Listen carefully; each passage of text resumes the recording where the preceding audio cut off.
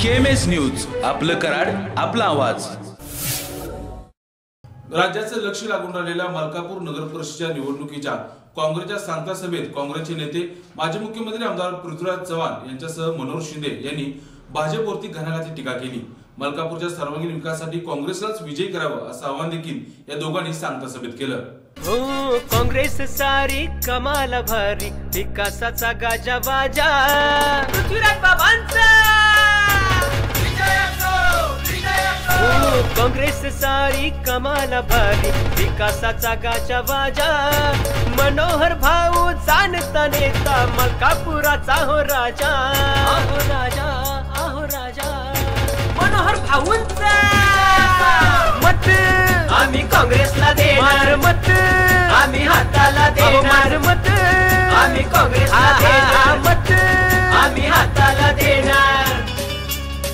मलकापूर निवडणुकीत राष्ट्रीय काँग्रेस पक्षाच्या भव्य सांगता सभेत मनोहर शिंदे यांच्यासह पृथ्वीराज चव्हाण यांनी भाजपवरती घणाघाती टीका केली। गेल्या 4.5 वर्षात केंद्रात व राज्यात भाजपची सत्ता आहे, मात्र या सत्तेच्या माध्यमातून मलकापूरसाठी 10 रुपये तरी आणले का असा सवाल मनोहर शिंदे यांनी केला। ज्यांचे मलकापूरच्या विकासात काही योगदान नाही त्यांनी निवडणुकीत विकासाच्या गप्पा मारू नयेत असा टोला देखील यावेळी त्यांनी लावला।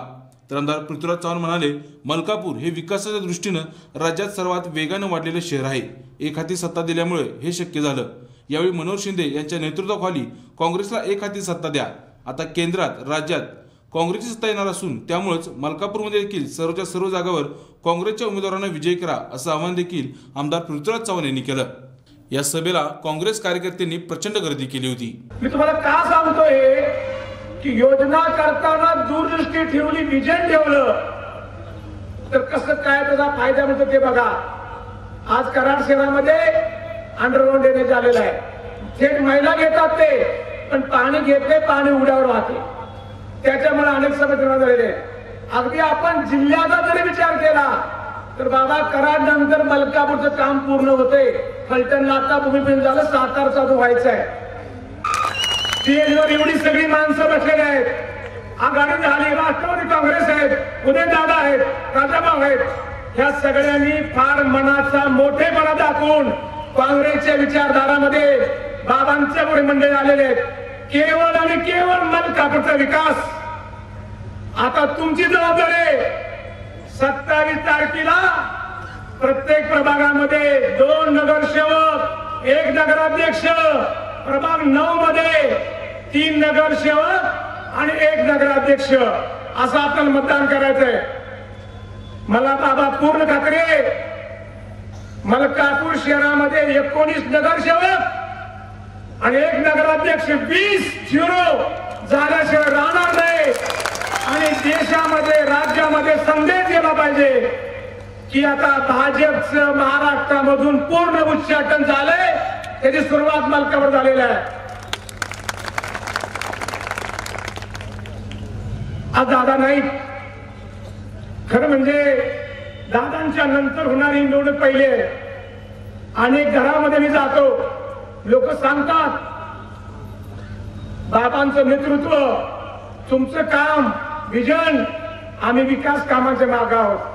बाबा फार मोठा चाहता वर्ग आपला इथे मलकापूरमध्ये आहे, अनेक घरामध्ये ओळख नाही, पण बाबांनी सांगितले भाऊ तुमचं काम चांगलं आहे, ह्या सर्वांच्या माध्यमातून ही निवडणूक आपण सर्वांनी जिंकूया एवढीच विनंती करतो।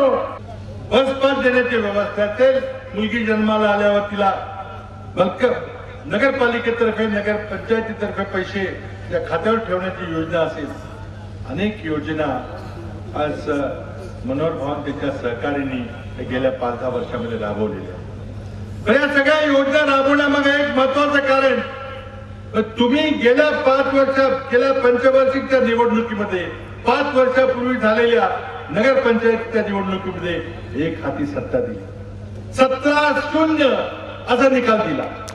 आणि त्यामुळं हे सगळे नाविन्यपूर्ण प्रकल्प राबवतात, त्यामुळं कुणाच्या पायात पाय अडकवायची प्रक्रिया थांबली।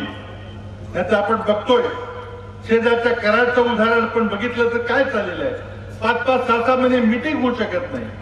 आज भारतीय जनता पक्षाचे नगरसेवक नगराध्यक्षांच्या विरुद्ध जिल्हाधिकाऱ्यांच्याकडे आणि मुख्यमंत्र्यांच्याकडे तक्रार करतात भ्रष्टाचाराची।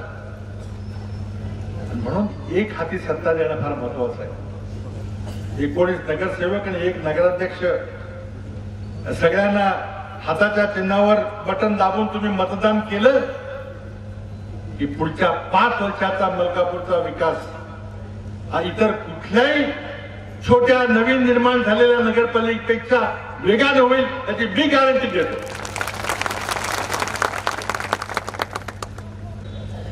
खुनाच्या खटल्यामध्ये आरोपी नंबर 1 असतो, त्या खुनाच्या खटल्यामध्ये त्या राष्ट्रीय अध्यक्षाला 3 महिने तुरुंगवास भोगावा लागतो. त्या राष्ट्रीय पक्षात आम्हाला सांगताय मी खोटी आश्वासनं देऊन लोकांना फसवलं, काय काय आश्वासन दिली, पण आता लोकांचे डोळे उघडलेले आहेत, विश्वासघात झाल्याची भावना झालेली आहे, भ्रम निराश झालेला आहे. आता लोक तुम्हाला भारतीय जनता पक्षाला खाली खेचल्याशिवाय राहणार नाही. म्हणून तुम्ही मलकापूर नगरपालिकेचा आम्ही आमच्या राज्य सरकारतर्फे आणि केंद्र सरकारतर्फे विकास करू अशा वल्गना करू नका. भाजपचं आज दिल्लीमध्ये सरकार राहणार नाही, भाजपचं राज्यात सरकार राहणार नाही, भाजपचं मलकापुरात देखील सरकार राहणार नाही. शेवटची आज सभा आहे. मी आपल्याला शेवटी हात जोडून नम्र विनंती करतो की मलकापूरच्या नगर अध्यक्षांना जास्तीत जास्त मतं देऊन विक्रमी मताने विजयी करा आणि मलकापूरचा 20-0चा इतिहास कायम करा आणि महाराष्ट्रात इतिहास करून दाखवा की चांगला विकास करणारा लोक कसे मागे राहतात, कसे आशीर्वाद देतात. मनोहर शिंदे आणि त्यांच्या सहकार्यांना 27 तारखेच्या निवडणुकीमध्ये हाताच्या पंजाच्या पुढचं बटन दाबून विजय करा एवढी नम्र विनंती करतो. आपली रजा घेतो. जय हिंद, जय महाराष्ट्र. KMS न्यूज, आपलं कराड, आपला आवाज.